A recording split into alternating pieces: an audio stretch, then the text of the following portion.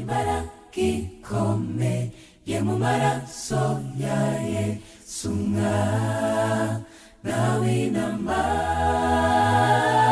Iyo mbaraga ihana kuri ibyaha twakoze bikababarirwa. Hari imbaraga ikomeye mu maraso ya Yesu umwana w'intama. Haleluya, haleluya. Nongeye gushima Imana cyane kubw'uyu mwanya mbonye kugira ngo tuganire ku ijambo ry'Imana.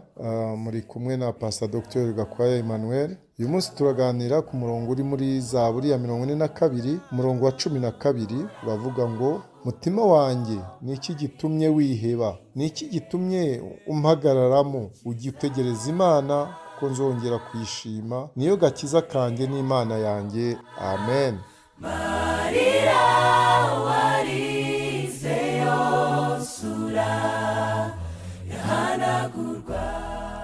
Hano turabona muri uyu murongo harimo ibibazo bibiri kandi hakaza n'icyo uyu muririmbyi w'Izaburi asaba umutima we. Ni ukuvuga ngo mu bugingo bwe hariya habika amarangamutima n'iki icyo ayisaba mu bugingo, icyo asaba ubugingo bwe. Ibibazo ngo ni iki gitumye wiheba. Kwiheba ntabwo ari byiza ku muntu wizera, kuko kwiheba bijyana no kugira ubwoba, noneho ukagira uburyo bwo kwiheba ugacika intege. Noneho kandi ati ni iki gitumye umpagararamo. Icyo gihe ni ukuvuga umutima usa nawo wabyimbye, noneho ugatuma wumva hari ikibazo muri wowe iyo wihebye cyangwa umutima uguhagazemo. Igisubizo yahaye, umwanzuro yahaye, yabwiye ko ugomba gutegereza Uwiteka kuko agomba kwishima, kuko Imana ariyo gakiza ke, kuko ahora agomba no kwishima, kandi nicyo dusabwa ngo twishime muri byose. Hano rero turasanga uko umutima uhora unyotewe n'Imana utagomba kwiheba. Ntabwo ugomba kwiheba niba ushaka Imana kandi Imana iri hafi yacu. Ntabwo tugomba kwiheba, ntitugomba gucika intege. Uwo mutima ntugomba gucika intege, kandi kwizera uwo mutima uhorana, uko kwizera guhora kunesha.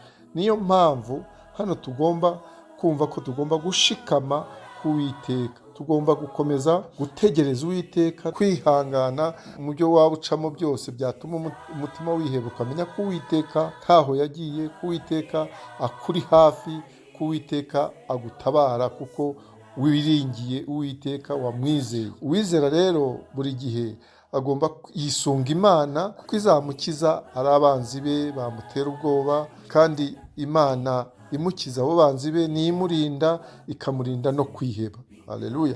Azongera rero guhimbaza Imana kuko yamuzigamye, kuko yamurinze abanzi be, yamurinze abamugirira nabi. Ubukristo rero ni urugendo rwo kunesha, kuko Kristo Yesu yatuneshereje. Abakristo tugenda dutera intambwe mu ye, dutera intambwe ndetse tureba n'abatubanjirije ukuntu bagenze mu buzima bwabo, kuko nabo bari abantu nkatwe.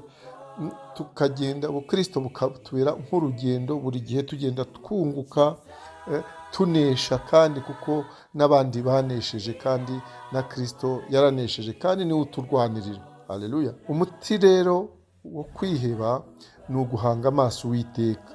Umuti wo kwizera ubwabyo, tugomba guhanga amaso Uwiteka, ntiduhanga amaso ibibazo duhura nabyo, ahubwo tugahanga amaso yacu Uwiteka, kuko ari hejuru yabyo.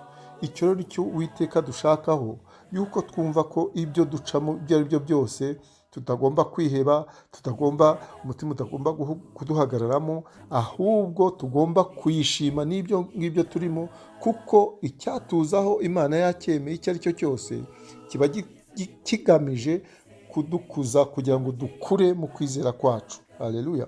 Uwiteka rero adushoboze kugira ngo uwo muti wo gukomeza guhanga amaso Uwiteka tujye duhora tubyibuka, tumenye ko ikigeragezo cyose ducamo turi kumwe n'Umwami wacu, ko atadusiga, ataduhana, kuko iryo ni isezerano yaduhaye.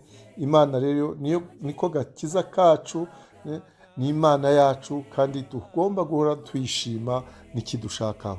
Uwiteka rero abane natwe, tuzojye twongera kwiheba, tuzongere kumva umutima uduhagararamo mu izina rya Yesu.